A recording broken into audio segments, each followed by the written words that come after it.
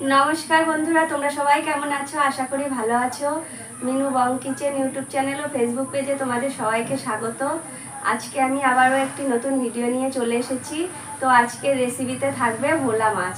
তোমাদের বাড়িতে কম বেশি হয়ে থাকে এই মাছ। তো আজকে আমি যেইভাবে রান্না করব, এইভাবে করে রান্না করলে মাছটা খুবই ভালো লাগে খেতে। তা তোমরা শেষ অবধি ভিডিওটি অবশ্যই দেখবে আর দেখতে থাকো আমি কিভাবে এই মাছটা রেসিপিটা আমি তৈরি করি। রান্নার জন্য আমি কড়াই বসিয়ে দিয়েছি, কড়াইটা গরম হয়ে গেছে। এবার আমি কড়াইতে তেল দিয়ে দেবো। রান্নাটা আমি সাদা তেল দিয়েই করব। রান্নাটা যেহেতু আমি সাদা তেলে করছি, তাই মাছটাকে ভাজবো প্রথমে। তো ভাজার আগে আমি তেলের মধ্যে কিছুটা লবণ দিয়ে দেবো, যাতে মাছটা না লাগে। সাদা তেলে মাছ ভাজলে অনেক সময় মাছটা কড়াইতে লেগে যাওয়ার ভয় থাকে। তো আমি লবণ দিয়ে দিলাম যাতে মাছটা কড়াইতে না লাগে।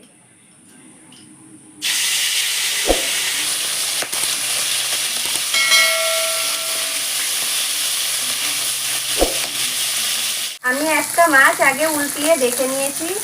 এই দেখো মাছ ভাজা হয়ে গেছে। এবার আমি প্রত্যেকটা মাছ এইভাবে উল্টে নেব।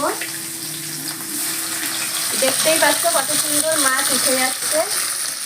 মাছগুলো আমি সুন্দর করে ভেজে নিয়েছি, দেখতেই পাচ্ছ কোনোটার সঙ্গে কোনোটা লাগেনি।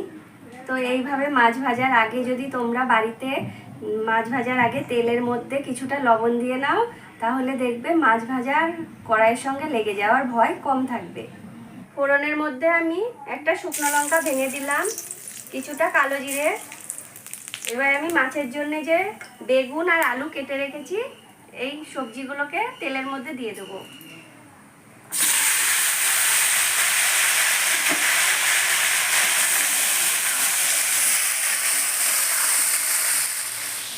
নুন দিয়ে দিলাম স্বাদ মতন, হলুদ গুঁড়ো। এবারে কিছুটা আমি লঙ্কার গুঁড়ো দিয়ে দেবো। আর কোনো গুঁড়ো মশলা আমি দেবো না। সবজিগুলো ভাজা হয়ে গেছে, আমি গুঁড়ো মশলা দিয়ে ভালো করে ভেজে নিয়েছি। এবার আমি এর মধ্যে বাটা মশলা দিয়ে দেব। আমি আগে থেকে শিল নোড়াতে বেটে রেখেছি ধনে, জিরে, আদা আর শুকনো লঙ্কা। এবার আমি এই মশলাটাকে দিয়ে দেব।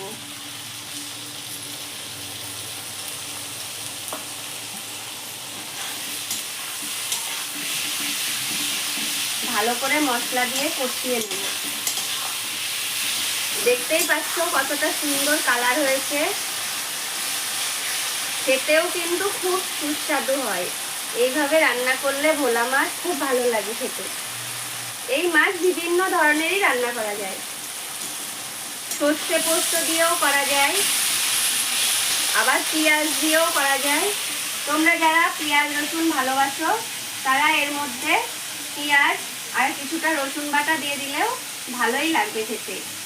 সবজিগুলো কষানো হয়ে গেছে, তেল উঠে গেছে। এবার আমি জল দিয়ে দেব পরিমাণ মতন। আমি বেশি জল দেব না, একটু কষা কষা করবো, শুকনো শুকনো মাখা মাখা হবে। ঝোল ফুটে গেছে, এবার আমি মাছগুলোকে দিয়ে দেবো ঝোলের মধ্যে। ফুটে গেছে ঝোলটা, আর একটু পরেই আমি নামিয়ে নেব। ঝোলটা আমি বেশি শুকাবো না, আবার বেশি ঝোলও রাখবো না, গামাখা গামাখা হবে। ঝোলটা হয়ে গেছে, এবার আমি নামাবো। তো নামানোর আগে আমি বিলেতি ধনেপাতাগুলো এর উপর দিয়ে ছড়িয়ে দেব। বিলেতি ধনেপাতার গন্ধ একদম অন্যরকম, খুব সুন্দর।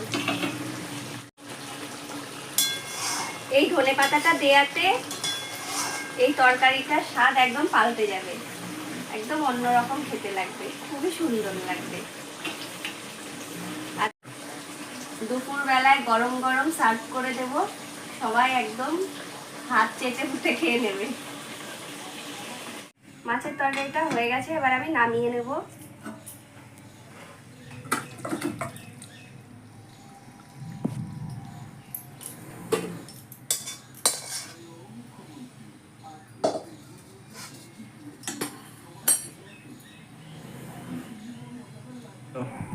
আজকে এই ভোলা মাছের রেসিপিটা তোমাদের কেমন লাগলো তোমরা অবশ্যই আমাকে কমেন্টে জানাবে।